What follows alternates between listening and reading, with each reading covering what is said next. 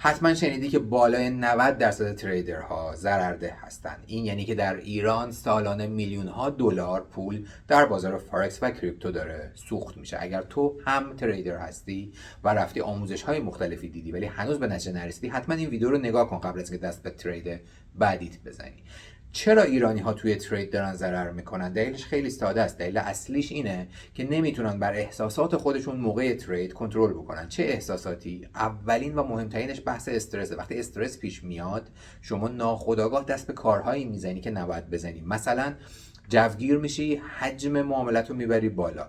مثلا دست میزنی به استاپ لاست، جا به جا میکنی استاپ لاست تو الکی و به جایی که مثلا 1% ریسک بکنی یهو میبینی تو یه معامله 10% 20% اکانت تو از دست میدی. یه جایی عصبانی میشی و برمیگردی از بازار انتقام بگیری. یه جایی چند تا سود پشت سر هم دیگه کردی، خوشحالی و بیش از حد خوشحال بودنت باعث میشه که الکی وارد یه سری تریدایی بشی که نباید بشه. یه جایی خسته ای، اینقدر تحلیل کردی به نتیجه نرسیدی که از سر ناچاری و خستگی وارد یک تریدی میشه. ببین همه اینا ریشه های روانشناسی داره و تا زمانی که نتونی ریشه هاشو برطرف بکنی و درست بکنی مشکلت حل نمیشه. من به عنوان یک تریدر از سالها پیش روی قضیه روانشناسی کار کردم. از زمانی که شرکت سرمایه‌گذاری راه انداختم روانشناس استخدام کردم که با تریدرهایی که دارن تو شرکت من کار میکنن در واقع تمرین کنه، کار کنه و مشکلات روانشناسی اینها رو سعی بکنه که کاهش بده و کنترل بکنه.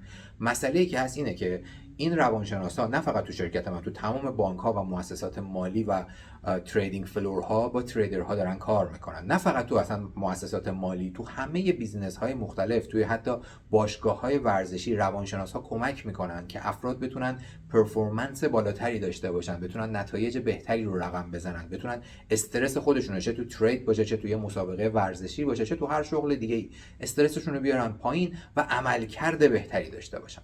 این باعث شد که امروز تصمیم بگیرم با خانم کریستین گتنز مصاحبه بکنم. کریستین یک روانشناس انگلیسیه که 15 سال در این حوزه تجربه داره و اتفاقا تخصصش دقیقاً کار کردن با افرادیه که در حوزه‌های مختلف مشکلاتی مثل استرس و اضطراب رو تجربه میکنن و کمکشون بکنه که اینها بتونن به نتایج عالی برسن. در واقع کریستین وظیفه اصلیش بالا بردن عملکرد و راندمان افراد توی شرکت‌ها و باشگاه ورزشی یا تریدر هاست. مطمئنم که از این مصاحبه میتونی استفاده بکنی و نکات خیلی خوبی یاد بگیری. پس تا آخر ویدیو با من همراه باش. Hi Kристин, it's very great to have you here with us today. Thanks so much for having me, Hugh. It's a pleasure. Well, as you might know, there are different challenges that traders are dealing with on day-to-day basis in their career, but one of the most prominent one is stress. I would like to ask you on behalf of my audience, is there any way we can help people to manage their level of stress and hopefully reduce the level of stress they are experiencing? Yeah, absolutely. That's a great question. So in terms of the idea of often the term is stress management. I don't prefer that type of language myself. We're more just looking at our general state of well-being. So if we in our regular lives can maintain a state of being that's sort of rooted in peace and self-awareness and groundedness, then when we go to do any task, and trading is just a task, we're going to do that from a much more grounded approach. So it's very funny because, health is wealth. We cannot do anything unless we are healthy. But funny enough, in my experience, people aren't really that motivated by health most of the time. They're motivated by something else. So, in trading, for example, the whole point of trading is to make money. So I'd imagine your listeners would be like, yeah, about the health stuff, but how do I make more money? And so it's important that we recognize how our ability to feel well within our body is going to translate into better performance. So the very fundamental basics of health and wellness with regard to stress, we have to consider things like our diet, like the nutrition aspects, how much sleep are we getting, things like caffeine, just these basic things, exercise. If our body is not receiving the things that it needs in order to function properly, what happens is our nervous system gets all out of whack. So these sound like very basic principles. It's not going to be rocket science to anybody, but we have to first consider, am I ticking these boxes? So if we are not making sure our body has what it needs in order to function, we're already losing. So we're already going into a situation in a heightened state of arousal. So let's imagine you haven't had enough to eat. Perhaps you've been working too much. The exercise hasn't been great. We're having too much coffee. your nervous system is already approaching that fight or flight mode. So now we sit down to do some trading and our body is already not ready to do this. So making sure that we have the basic things covered in terms of what our body needs to function. And the other things that I'm going to suggest really are around sort of what I call cognitive restructuring. So we have to make sure that we are aware of what kind of thoughts we commonly have. Are these thoughts helpful to us? Are these thoughts accurate? How is it that we're interpreting the world around us? What are the stories that we're making up within our mind?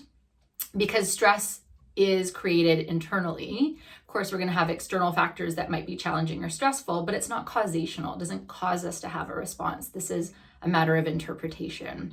And so we have to have emotional awareness. And I think we'll get into that in terms of the emotions and things that you notice traders struggle with. But, in terms of the psychological aspects of stress management and wellness, we have to make sure that the way we are thinking is supporting our emotional body, our physical body, our spiritual body, everything. It's all connected. And so these are sort of the aspects that we need to consider when we're noticing whether or not our body feels stressed out. So let's have a root cause analysis approach. I want to understand what are the main roots of being stressed in trading.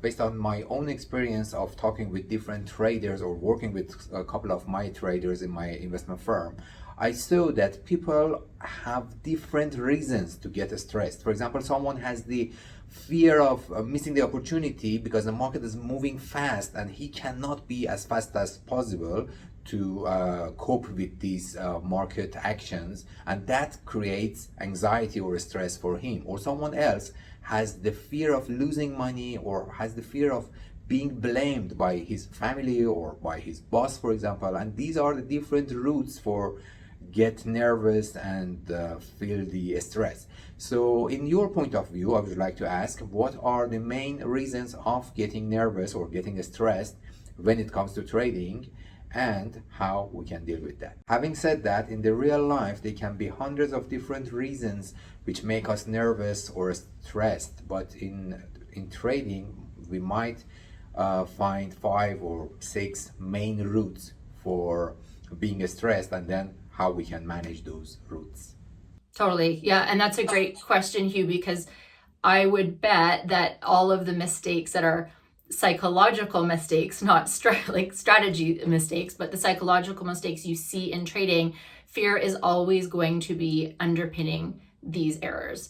So even if you see someone that's maybe in a revenge mode, or they're angry, or they're greedy, or they're overestimating their ability, if we dial into what's actually causing this, it will always be fear. And then of course we have fear, like fear of loss or anxiety of disappointing people, losing, whatever the thing is. So there's 2 parts to it. The first part is going to be around the things that I've already explained. So if the physical body is in any state of hypoarousal, it's giving signals to the brain that we're not safe. So if we are not taking care of our body properly, if we have a very stressful life or environment, things we're not dealing with properly, and then we sit down to do this task where we should be grounded, very pragmatic, very objective, the body's already telling us that we're not safe. So we haven't even begun yet, we're already losing. And so if that's not taken care of, we're going to already create fear. The other aspect is the fear of actually doing the task itself. So with regard to trading, people are going to have their actual strategy, the things that they know that they should or should not be doing. And then if they are not noticing, how is it that I'm approaching this task? How is it that I'm thinking? Sometimes this is very conscious. Sometimes it's in our subconscious mind.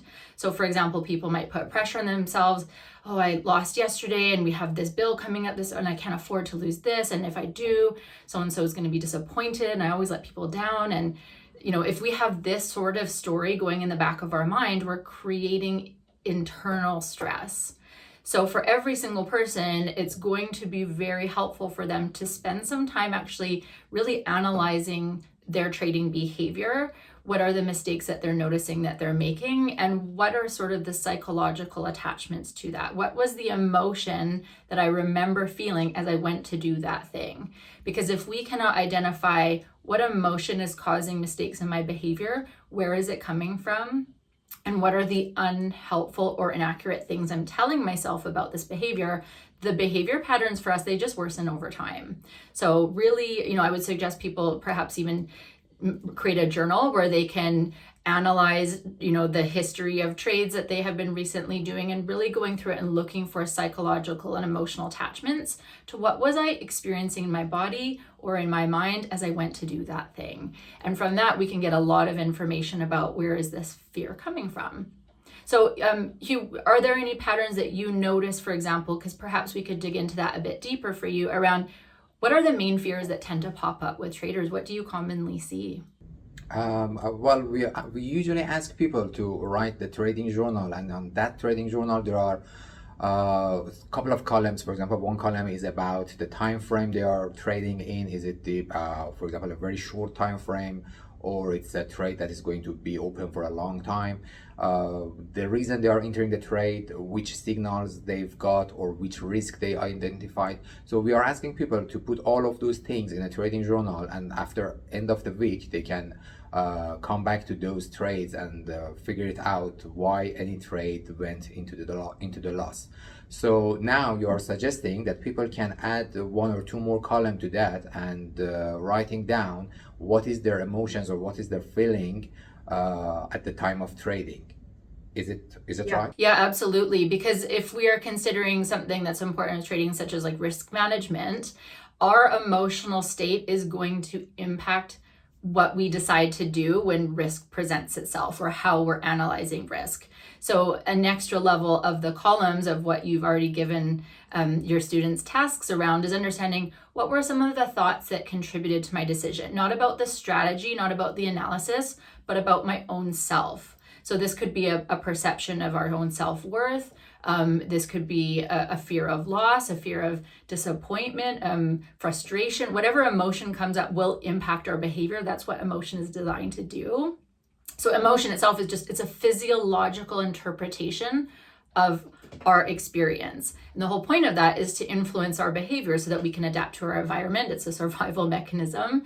And so, sometimes I hear things like, just ignore the emotion, just get on with it. I mean, this doesn't work, because if we're not really identifying what am I experiencing and handling it in a helpful way, it's just going to build over time. It's just going to worsen over time. So identifying these patterns of emotional reactivity that influence behavior is absolutely crucial, because if you have the best strategy in the world and you are emotionally dysregulated, you are going to make mistakes, and they will be consistent mistakes. That's getting more interesting for me. Can we say, for example, all the emotions or state of our feeling can be divided, for example, in 5 or 10 categories? So the person can write in which of these 5 or 10 categories he was at the time of trading. So he can categorize it like this, and then he can learn how he can change his state of feeling or emotions at the time of trading. For example, if he's feeling sad or something, how he can change his state of feeling. Is it possible?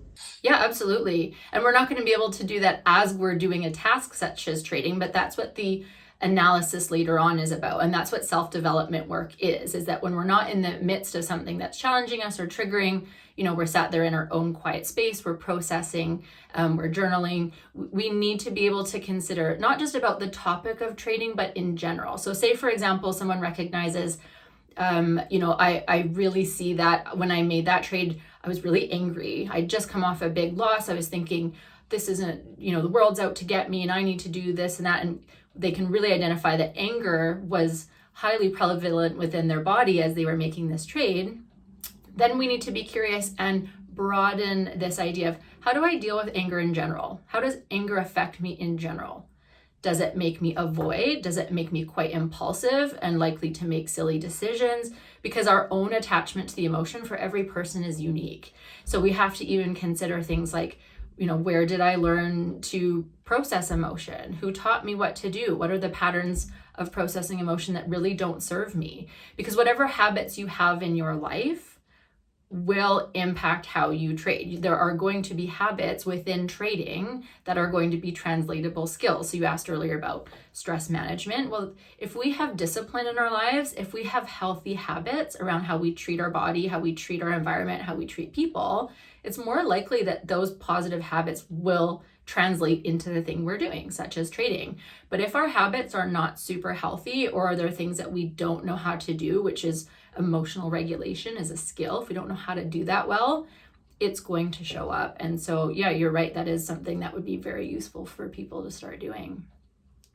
I heard one of the techniques that some public speakers are using before going to the stage is anchoring technique. They are maybe tired, they are maybe sad, they are maybe stressed, but with anchoring technique, they learned how to change their state of mind and body and going to the upbeat level of energy and then going on the stage, because they need to be seen as a happy and successful person on the stage. They need to talk with confidence, and even if they are not confident at the time, just before going to the stage, they use the anchoring technique to change their state of mind. Is it something that you recommend for traders as well, or how much is it going to be possible to change your state of mind quickly? Yeah, that's a great question. So anchoring is a strategy that does work, right? So the idea of anchoring is to consider either ideally an experience you've already had that went well, or one that you would like to have in the future, and know what the emotion of that experience feels like in your body so that we can access it. So the idea of anchoring is about being able to conjure up an emotion on demand. So many of us can do this with emotions such as anger or anxiety. If I said to you, Hugh, can you tell me all of the stressful, anxious things that happen in your life right now, you could start to talk about it and feel the anxiety in your body, even though nothing's changed in your environment. You're still sat in your office or wherever you are. So we can access any emotion just by putting our attention to it and really giving it that focus and inviting more and more of the energy of emotion into our body. So with anchoring, you could anchor into something, a time where you felt very grounded, where you felt very peaceful, you felt very calm or confident, and we suddenly have more of a grounded, stable energy in our body. Some people might, if you're in a competitive sport, or you're doing a performance, you might want to anchor into something that creates more high energy for you. So remembering a time that you were able to successfully do that. So we basically want to pick, what kind of emotion do I want to be accessing? Is there anything in my life where I remember really feeling that way, where I felt really proud of myself, confident, energized? And we just imagine that until we feel it in our body. So there's an association that occurs between the desired emotion and something that we have experienced or would like to experience again. So this is a little bit different than, for example, like affirmations or visualization techniques. But the idea is, we're accessing the subconscious mind and rehearsing what it is we'd like to experience. So the subconscious mind is quite basic in terms of the formula. It's usually like a this equals this type of equation. So if you think of a time when you were very successful and you really remember it, and every time you think of this memory, it just brings you this sense of confidence, your subconscious mind is going, this equals this. And so every time we think about that memory, then that prompts the brain to go, oh yeah, let's feel that in our body now. And so again, with repetition and just being able to practice conjuring up emotion on demand, anchoring is a technique that could work really well. And so it's just about being able to identify what specific emotion do I want to create, and then attaching that to something that will be your anchor. That's good. So we learned that everybody can change his state of mind and the state of feeling to the what he needs to have at the time of trading. It's good to know. Now we are coming to another statement that some people are saying, trading is not for everyone. You should have a specific characteristic, or you should be a specific personality to be able to be successful in trading. Do you agree with that, or no, anybody can come to the trading and be successful in it? Well, I think there's a few things to consider. So for example, there's something like temperament. So temperament is basically the kind of personality that we're just naturally born with. So if you think about babies, you'll have some babies that are quite easygoing. Some are really fussy. There's no bad or good. It's just a natural tendency of emotion and behavior. So a person's temperament cannot be tampered with really or changed too much. So if you recognize that there are certain temperamental qualities that traders tend to have when they are successful, there's not too much that we can do about it. Just as our physical body, I can do things to strengthen myself, to improve things like speed or endurance. I can't change my height. Do you know what I'm saying? So there are certain things we can't really change, but there are many things that can be learned. So for example, something like risk management, very important in trading. We need to consider our entire life experience of what risk means to us. So our ability to discern risk and align with a behavior or choose a behavior that keeps us safe. This is a survival mechanism we all have. This is something that all children are taught by their parents. So when we're learning to cross the road, when we're playing in the playground, get down from there, be careful, watch out, don't do that. The messaging that we get as children creates our mental framework around what do we think risk is? What do I do when I see risk? So that's something that can be learned. It's not a part of our temperament. It's not just automatic. It's a learned experience. But whatever we learn, we can unlearn. So with regard to trading, there are some, perhaps, it's just like sports, right? So some people might just have a natural physique where they have an edge on people just naturally. But for other people, they can still be very successful athletes, but they have to work at other things a little bit more, and they don't have that automatic advantage. So keeping in mind that anything that we have learned that's unhelpful, we can unlearn it, but we have to do that with awareness and attention and repetition. It's not going to be just a natural thing. So my take on it is, there will be people that might have a natural edge with regard to trading just because their temperament, let's say, just might be more calm. They just might run a little bit more on the side of sort of grounded and regulated. They're not very, agitated just in terms of the way that they see the world, the way that they feel in their body. But there are many things that we can change to improve that.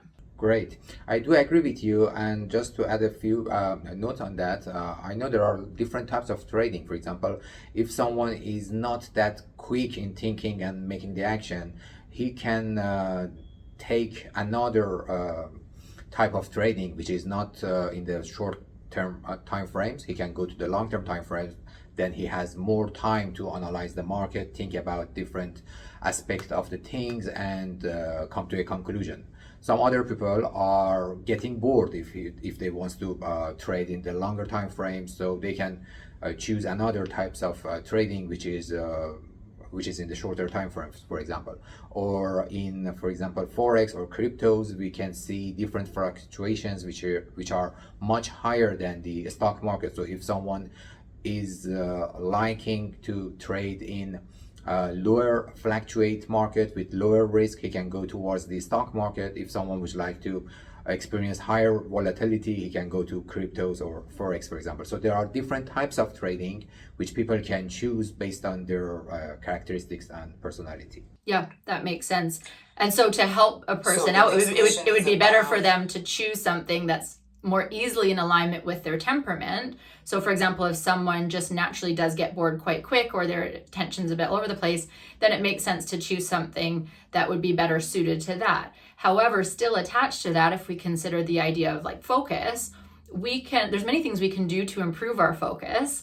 And so it's not necessarily that these things can't be learned, but you're going to have a natural propensity to things that you just naturally prefer anyway. So that makes sense in terms of the preference of type of trading, as you just said. Yeah, that's right. The next question is about the bull runs in the market. Some people saying, for example, nowadays Bitcoins are around $65,000. So they have the feeling of missing the opportunity to buy Bitcoin, for example, earlier. And this type of feeling about missing opportunity is causing some irrational actions, which people rush into the trade, and they are not thinking about all the different aspects of the analysis. So how we can deal with these impulsive actions? Yeah, that's a great question. So this is sort of getting within the realms of what our underlying beliefs are. So for example, if someone is, as you've just described around crypto, they're having this, FOMO moment, this fear of missing out, like, oh no, look at this, I should have got into this earlier. And then now we're having some pretty irrational and impulsive behavior attached to it. This is coming from, again, as we said, fear. So if we're not able to identify the emotion that we're feeling and the source of that, because crypto is not causing fear. The idea that other people are making money and they're not making money at this time is not causing fear. It's their interpretation. So our interpretation is always going to be attached to our underlying beliefs, and these things lie in our subconscious. So if we have this belief, maybe from childhood or something like this, that, I never get my way, or other people always get things they want, I never do, this kind of thing is really going to influence our interpretation of the current moment and what it is that we should do. So for example, the person you just described, if they're making a conscious decision to say, hey, maybe there's something to this crypto thing, I'm going to start to look at it. There's a very rational, objective, calm methodology and approach with regard to doing it. Or there is one that is completely fueled by emotion. And anything that we're doing from a complete emotional state is going to be likely to be quite irrational. And so we have to be able to recognize what our patterns are. Again, it's not about what we choose to do in trading. It's what are these patterns within my life in general. So this is about our beliefs about ourselves, our beliefs about the world, and these are things that are taught. So a belief is just a thought that we keep thinking. And we usually inherit a lot of these from our parents or from our early childhood experiences. And we just continue to rehearse them. We just continue to think the same beliefs over and over until we acquire new evidence or we recognize that these beliefs no longer help us. So some beliefs that you have will be very helpful to you. Others, there are going to be beliefs that pop up that really impact things with regard to trading, right? So your ability to like manage uncertainty, or your beliefs about how life works, or what your value as a person, where your value comes from, or your beliefs about your own ability. All of this stuff in our subconscious mind is influencing our conscious thoughts. The conscious thought is, hey, I'm missing the crypto boat. I should do something about this immediately. But subconsciously, if we're not privy to what's going on beneath the surface and giving that some consideration, we are going to make mistakes from a very emotional, erratic place that we're very likely to regret. That's right, yeah. You talked about our beliefs, and the beliefs are what we are making our lives and futures based on them. But some people are believing in having the positive mindset. For example, they are following many Instagram pages which are giving them inspirational or motivational quotes. Do you believe in this positive mindset things? Are they really working? Are they necessarily for someone who has this type of mindset, or they are more like of pop psychology, not the science of psychology? Yeah, that's a cool question. I like that. There's a lot to this. So in terms of positive psychology, we know that this is very powerful work. There is, as anything, an application that's going to be helpful and one that actually could be quite harmful. So, you know, for example, if we are trying to create, let's say, an affirmation that does not resonate with us really. Imagine someone that is really in a financial crisis right now. Imagine they're approaching their trading from a point of, oh my goodness, I have all these bills. My spouse is very angry at me. I'm in all this debt. I don't know what to do. They're in this real lack mentality and a genuine lack experience in their life right now. Then, you know, giving themselves an affirmation like, I'm wealthy, every trade I win, like these kinds of things are going to be very, very actually harmful because they, first of all, they're not believable. An affirmation has to be believable. And we'll know this because our body is a built-in lie detector. So if I told you, Hugh, oh, I also, I'm an expert in psychology, but I like to do brain surgery on the weekends, like you would feel something in your body that goes, oh, that seems strange. It wouldn't resonate as, yes, that feels true, and create a connection. It would create actually the opposite, which is disconnection. It would be feeling a bit strange to your physical body. So in terms of, let's say, affirmations, things that we can say to ourselves to be reassuring or encouraging or improve our performance, we have to make sure that the things that we're saying to ourselves register in the physical body as something that makes us feel good.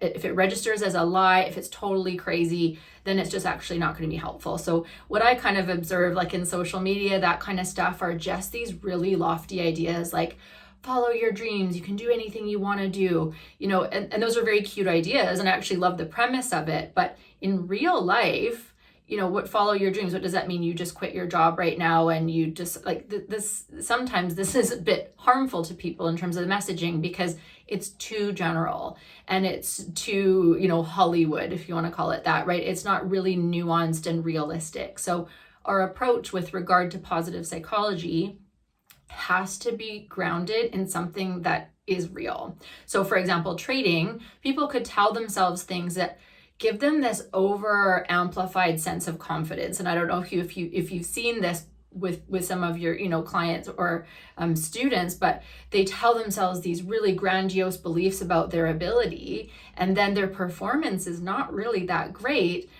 because they're overestimating their ability to, control the market, or they know everything.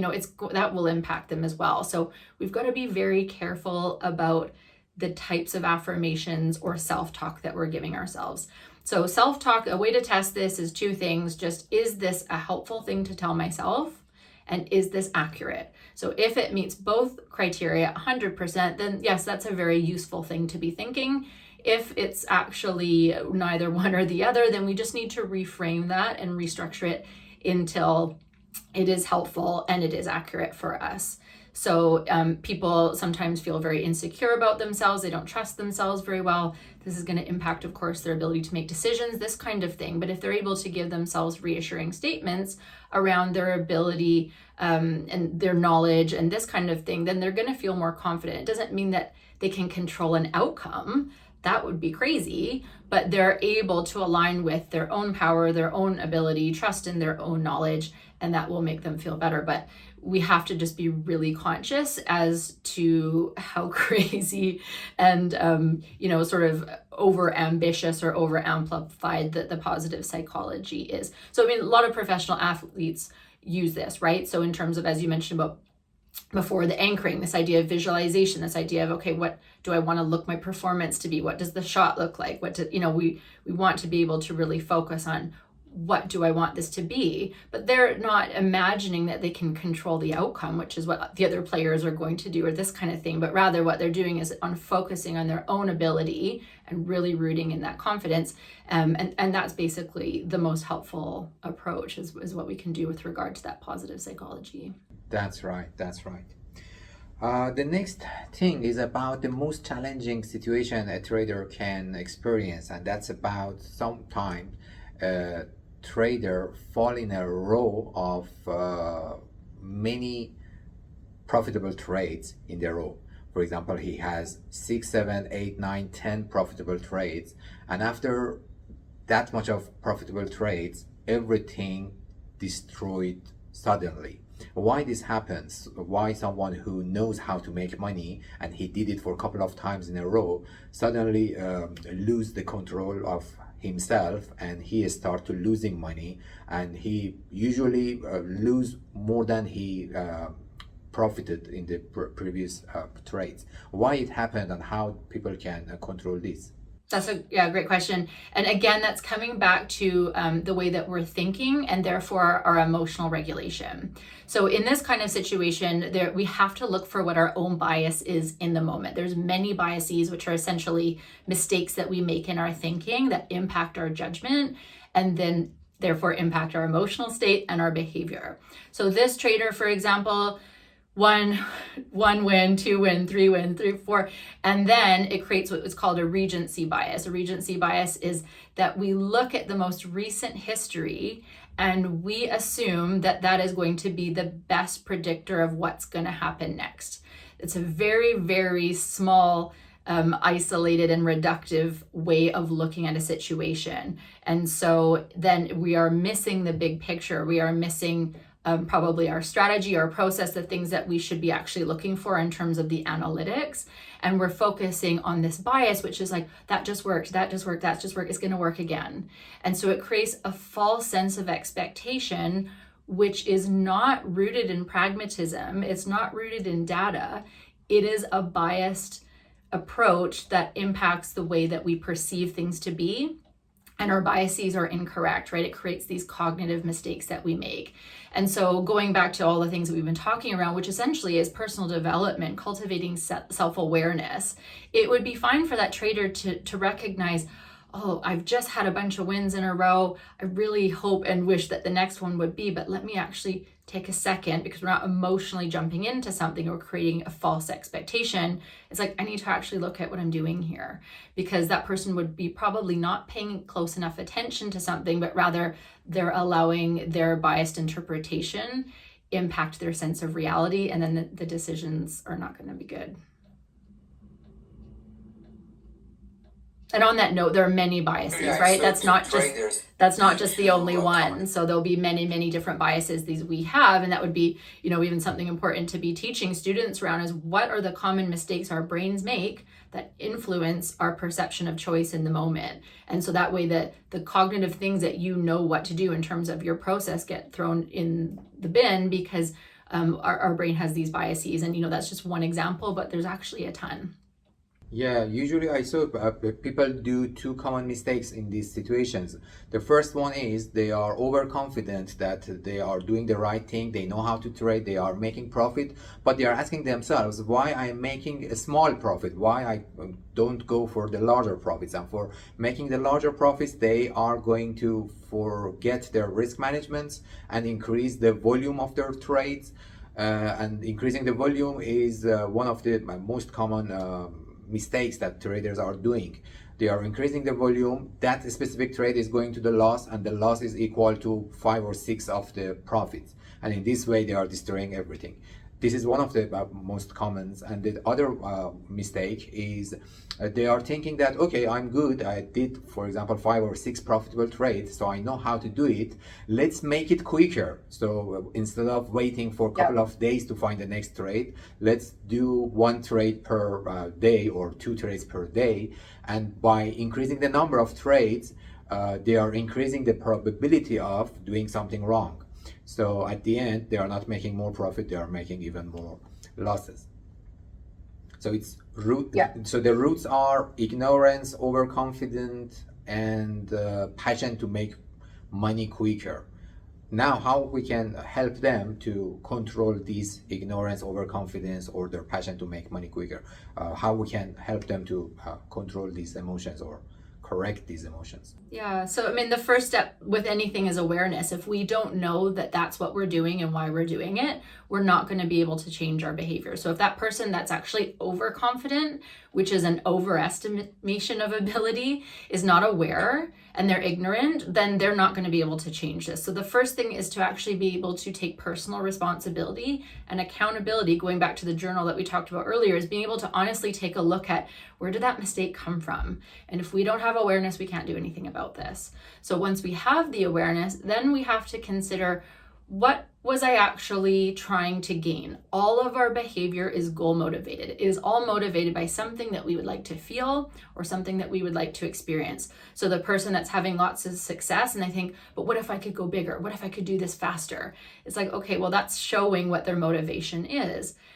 Is that something that is in alignment with what is best practice in the moment? That is the question. And so if someone is allowing, whether you call it, excitement or fear or greed or whatever the emotion is that's causing some confusion in terms of the strategy, then we have to be able to identify what skill would actually help me when this is coming up for me emotionally. So example, a skill like discipline, going back to what we talked about, is what we need in terms of healthy habits in our lives in general.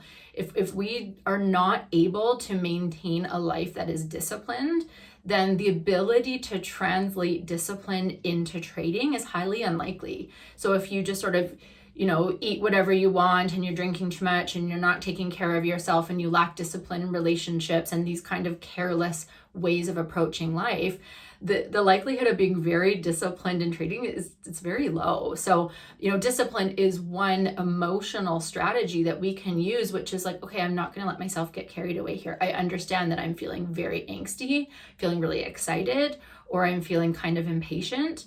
Whenever we're noticing that we're emotionally dysregulated, actually the strategy has to be to push pause. We shouldn't take action from that moment because we're so emotionally charged that whatever we do is not going to be reliable. So it would be best for that person, when they have the self-awareness, to recognize, okay, I'm getting ahead of myself here. I can feel that in my body's giving me physiological symptoms of agitation. What's going on? And the emotion will tell you, say, I just want to do this faster, or I want to go more. It's like, okay, let's just take a breath. We have to calm our body down and just connect that. Is that a wise thing to do right now? If we're coming at this from a place of groundedness and neutrality, then we can actually analyze the data. But if we're just leading with the emotion, we're going to get carried away. So discipline, which is our ability to do something in the moment, even though emotionally we might rather do something else, So discipline with your diet might be you want to eat 2 pizzas tonight, but you're actually going to eat something instead that is in better alignment with your goal, which is perhaps health or wellness or feeling good. So discipline is identifying what's my goal here and what is the best strategy toward that goal. If we only go with what our emotional body telling us to do, we're very prone to making mistakes. And so discipline is one skill that we must consider. And, there are many things else that will come up. So for example, if you're noticing changes and, you're doing a task that's highly erratic at times, or, we have to adapt to things. If we're not able to adapt to things easily without getting very, very emotionally dysregulated, then we're going to make mistakes. So there's many things to consider, but if you want to make it simple for people, number 1 is self-awareness. And then number 2, it's being able to recognize what is a skill that I could learn that would help mitigate the risk here for me, which is when I get angry, I tend to become impulsive, let's say. What would be a skill that I could learn that would help me when I feel anger come up in my body? What could I implement instead of being impulsive?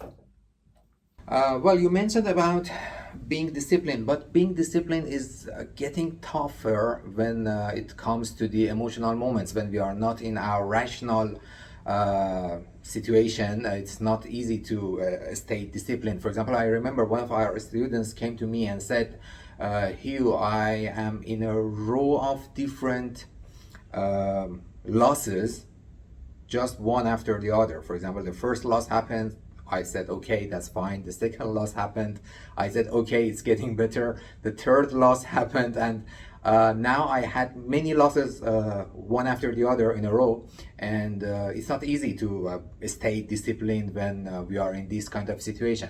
So what would be the good answer for this type of situations? Because I told him that it's better for you to not doing the trade for a while. You should be coming to the normal state of mind and then start trading. But at the time when he was talking to me, it was too late, because he lost most of his accounting, most of his money in the accounting. He lost most of his money in his trading account. So at the time when it's happening, it's not easy to stay disciplined. What is your suggestion for this type of situations? Yeah, and your advice was spot on, Hugh, because what you saw within the student was that he was too emotionally dysregulated to do the trades to the best of his ability.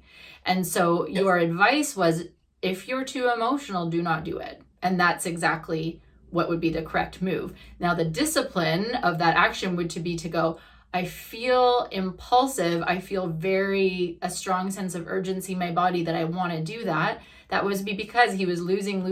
That was causing stress and fear for him. And so he wanted to try, it's, the chasing your losses idea of gambling, right? This is what he got into. And what you observed was actually the best move was to stop, calm yourself down, regroup, take some time, and then come back. But because of his emotional state, he wasn't able to do that. So I think the first thing, as I said earlier about the awareness piece, is we have to recognize when we are emotionally triggered.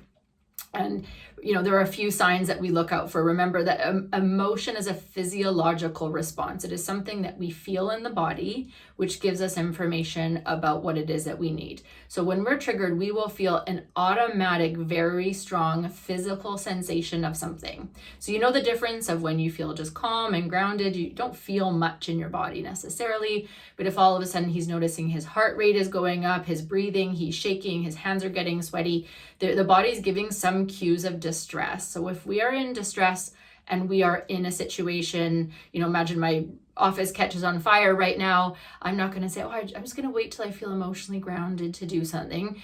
That is a situation where we need to be in fight or flight mode, which is to take action.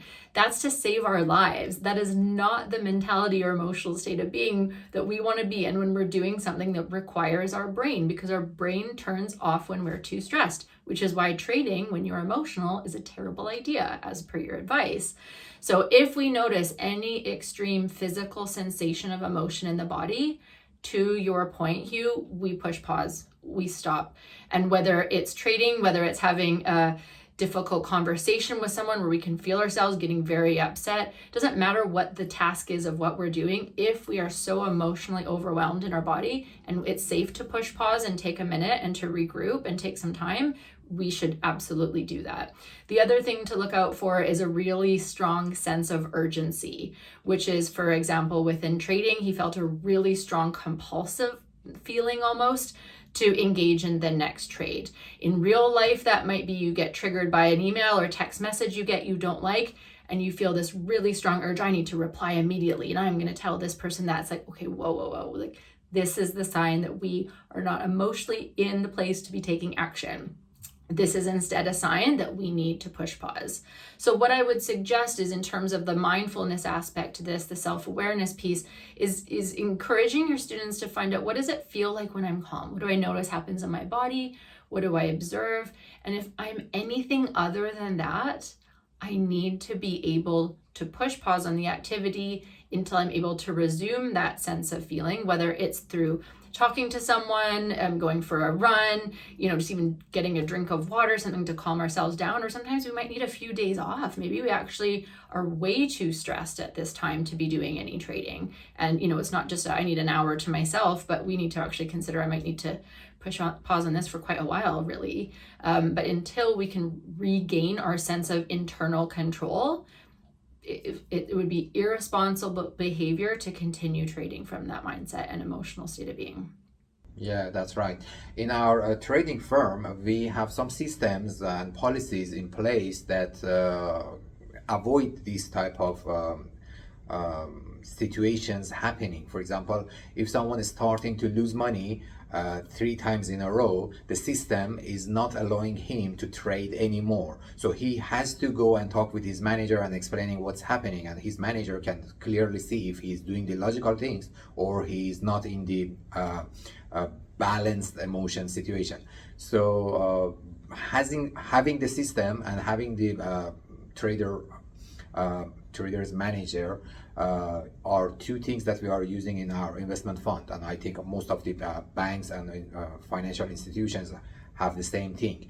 But someone who's sitting in his house and doing the trading for himself, there is not the system, there is not the trader's manager on top, so he has to do all of these things on his own. Sometimes maybe we can suggest them to ask one of his family members or one of his closest friends to help him and asking him for a report on a day-to-day basis. So usually we as a human, if we want to report something to someone, we try to behave more in the system and trying to avoid any irrational behavior. But if we know, for example, there is not any supervisory, no one is seeing us, maybe we do whatever it takes. So my suggestion is people choose a friend or a family member and asking him to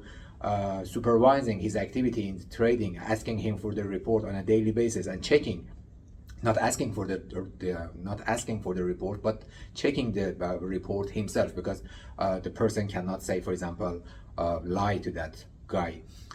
These are the suggestions that I usually tell to my students. Do you think these can help in somehow?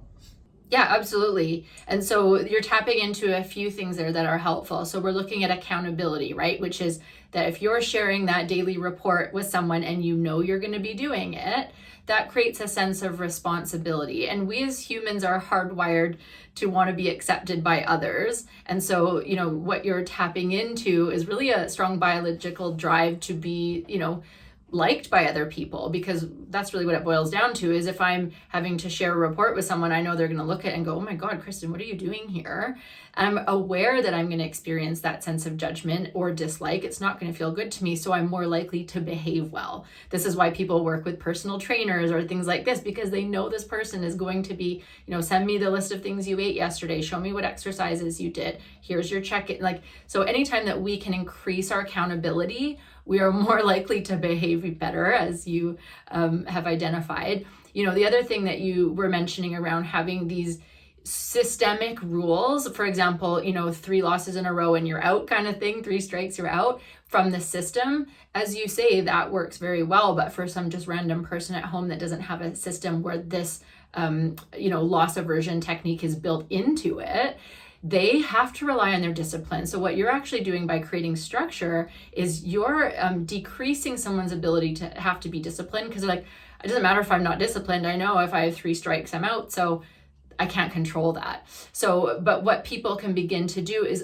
increase the accountability toward others, which is sending the report, sharing, but also increasing accountability to yourself. So all of us have, I think, habits or things that we do that we know just aren't good for us, whether it's, being on our phone too much or whatever behavior it is that we do. If we can create small rules for ourselves and stick to them, and that comes from a place of self-respect, we're more likely to do it.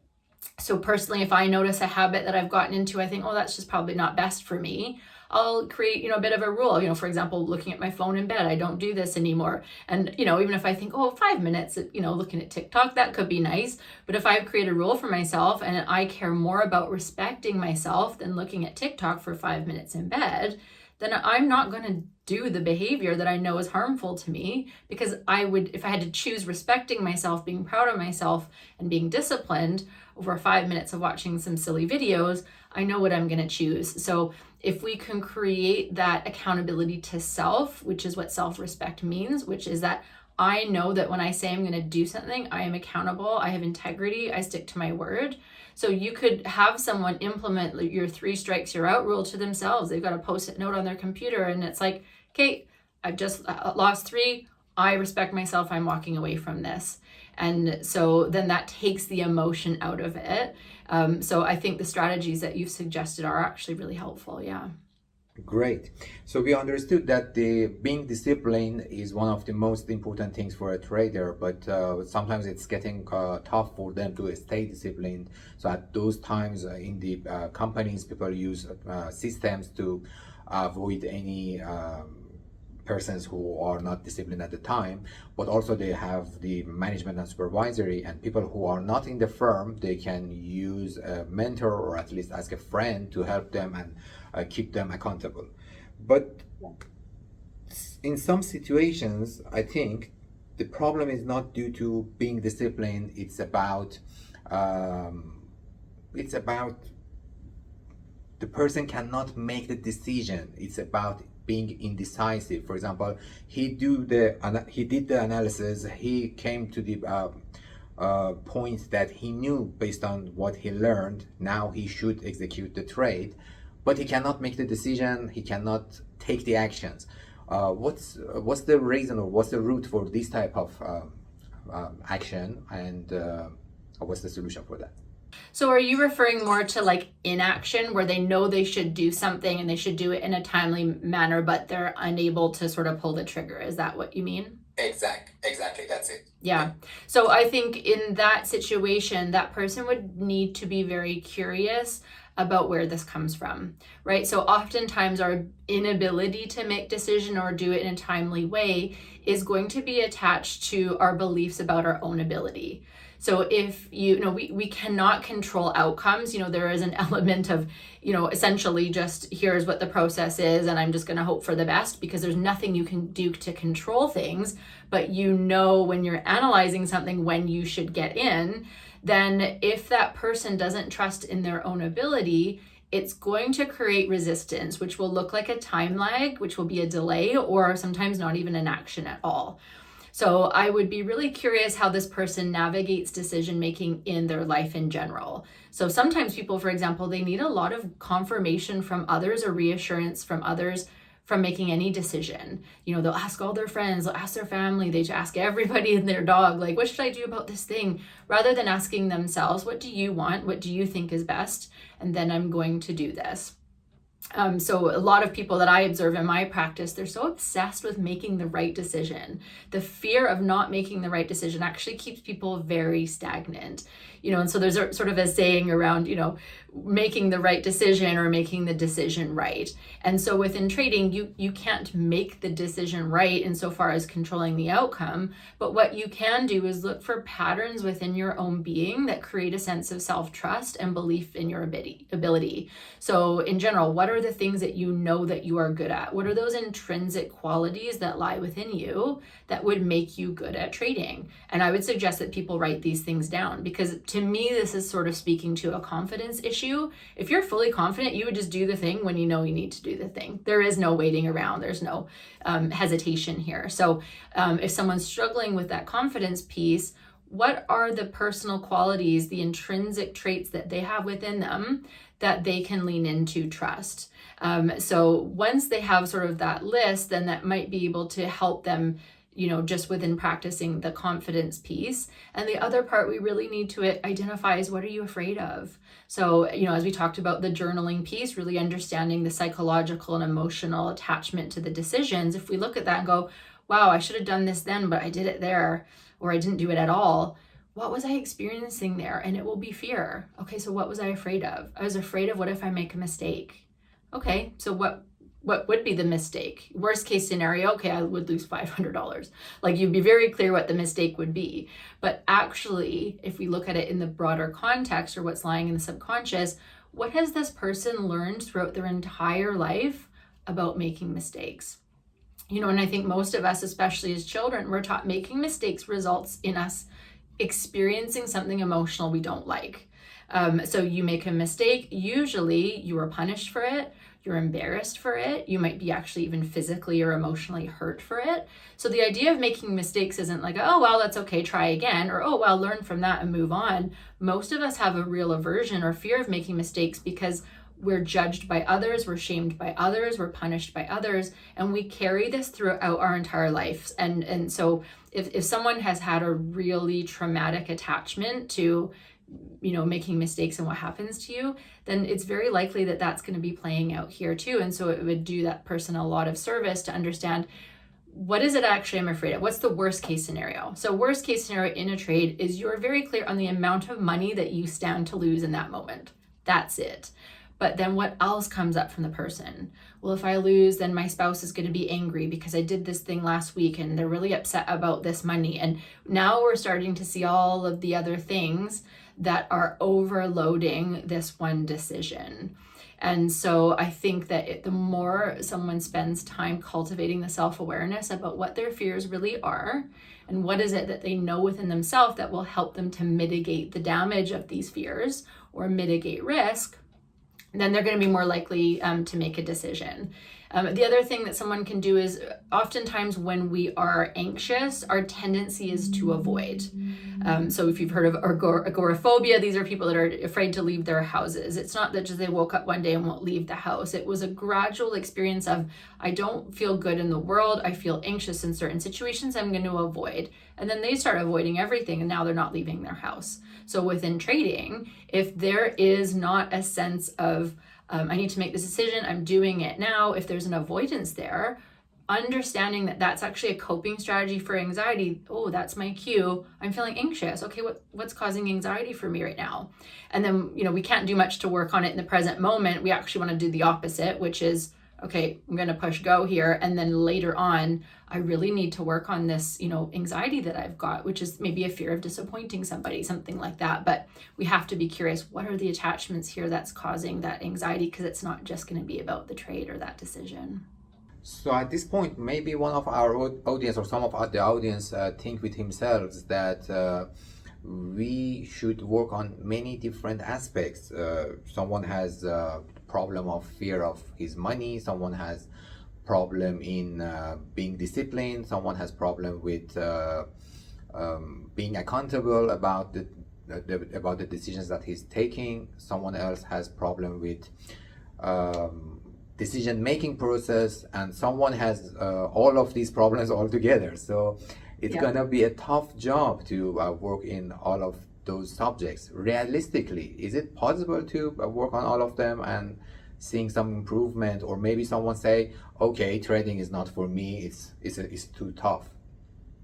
Yeah, that's a great question. And it's, to me, not just about trading. This is about your life. This is about how you feel within trading also, and how you feel in your life as a person.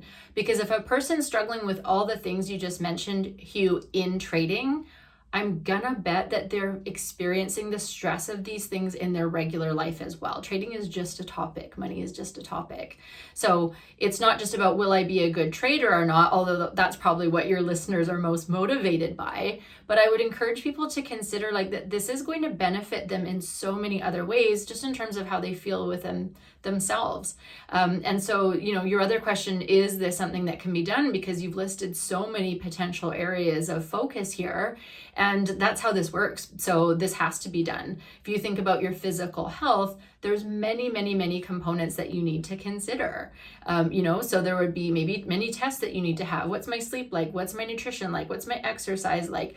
You know, all of these kinds of things. We think, oh gosh, who has the time for all that? Oh, well, who cares about my physical health?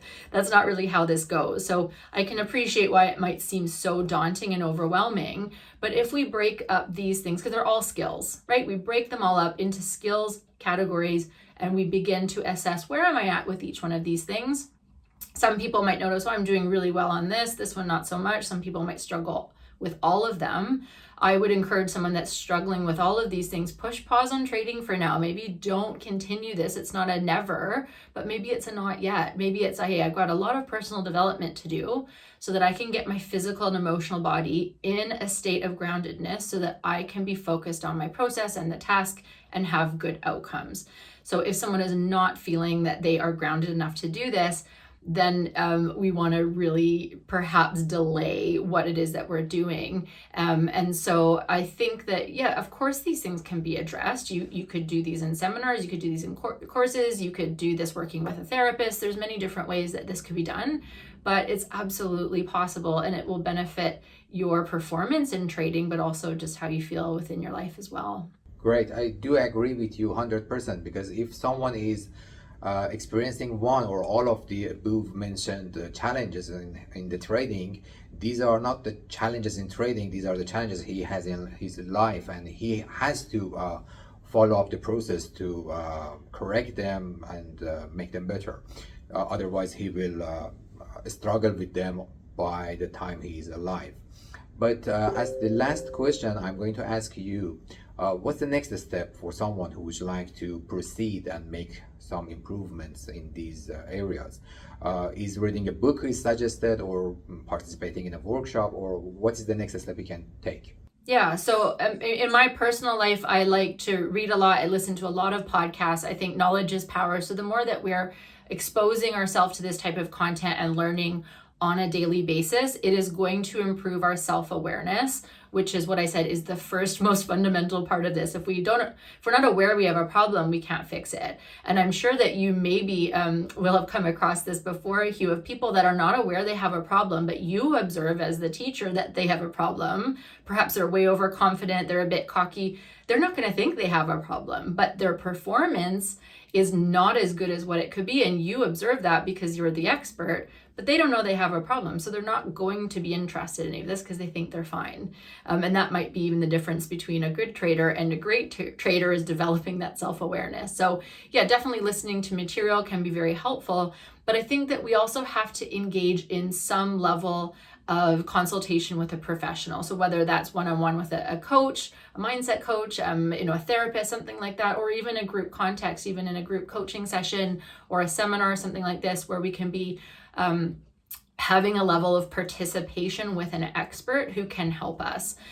Because, it's like you can teach yourself many things, but then to even spend an hour or two with a professional to look at what it is that you've been working on and go, oh, you could actually improve that there, or you could improve that there. I mean, I've done this work for 25 years. I think I've been, studying this and, personally and professionally, and I still like to consult with experts because we all have blind spots, and we always will have blind spots, and we'll all have things that we're consistently trying to learn and develop. So we do need consultation from a professional, someone that knows more about this stuff than us, to be able to improve even more. So there's many things that can be done, But I would absolutely suggest for everybody that that's a necessary part of, personal growth and development.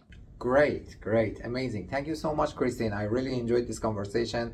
I learned a lot, and I think my audience learned a lot as well. Thank you so much for all the insightful information. It was my pleasure, Hugh. So nice to have this chat with you. Thank you. Okay. For you who watched this video, I hope you really enjoyed it. Please press the like button if you really liked it, so I can figure it out how many people liked it, and then create another interview with expert analysts or industry experts about different aspects of trading. So if you have any specific question who would like to be answered in my next interview, please put it in the comment, and I'm trying to tailor my next interview around the topics that you are interested. Thank you, and bye for now.